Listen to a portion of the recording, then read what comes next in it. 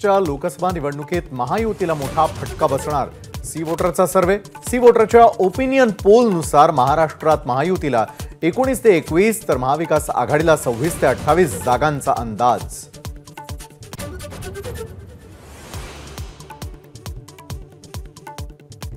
बारामतीतून अजित पवारांची नाव न घेता शरद पवारांवर टीका. मी 60 वर्षांचा झाल्यावर भूमिका घेतली. काहींनी 38व्या वर्षी वसंतदादांना मागे सारलं. अजितदादांचा हल्लाबोल.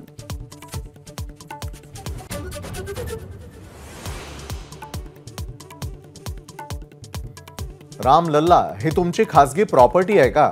मीरा भाईंदरमधल्या कार्यक्रमामध्ये उद्धव ठाकरेंचा भाजपला सवाल.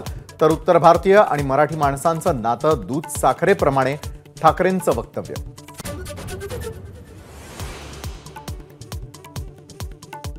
प्रकाश आंबेडकरांनी उद्या वंचित बहुजन आघाडीच्या राज्य कमिटीची बोलावली बैठक. लोकसभेच्या पार्श्वभूमीवर 30 जागांवर निर्णयाची शक्यता.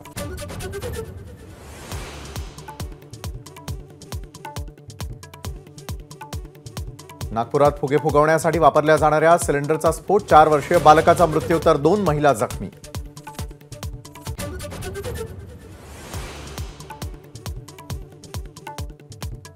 पुण्यामध्ये कोरोनाच्या JN1 चे 2 रुग्ण आढळले तर ठाण्यामध्ये JN1 च्या 5 रुग्णांची नोंद. आरोग्य यंत्रणांना दक्षतेच्या सूचना.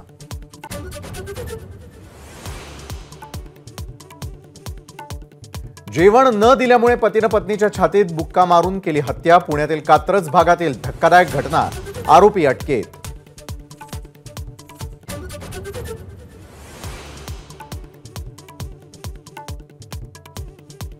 टीएमसी खासदार कल्याण बॅनर्जींकडून पुन्हा एकदा उपराष्ट्रपती धनखड यांची मिमिक्री.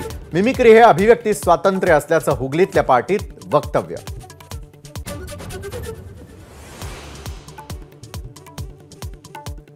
नववर्षात राज्यावरील पाणी संकट अधिक गडद होणार. धरणांमध्ये केवळ 63% पाणीसाठा. मागील वर्षाच्या तुलनेत पाणीसाठा 20% कमी.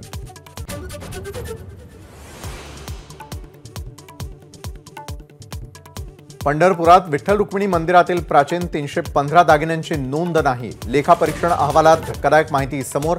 तर कोणताही दागिना गहाळ नाही, प्रशासनाचा दावा.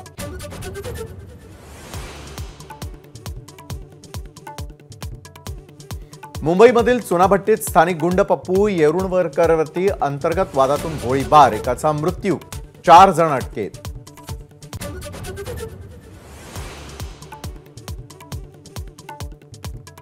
माजी पंतप्रधान आणि भारतरत्न अटल बिहारी वाजपेयी यांची आज जयंती.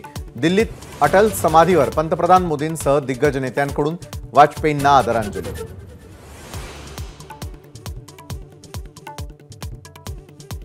देशभरात नाताळची धूम. चर्चमध्ये प्रार्थनेसाठी ख्रिस्ती बांधवांची गर्दी.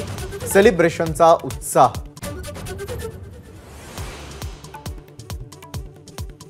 सलग सुट्यांमुळे राज्यभरातील पर्यटन स्थळं फुलली. कोकणातील समुद्रकिनारे, गडकिल्ल्यांवर पर्यटकांची तुफान गर्दी.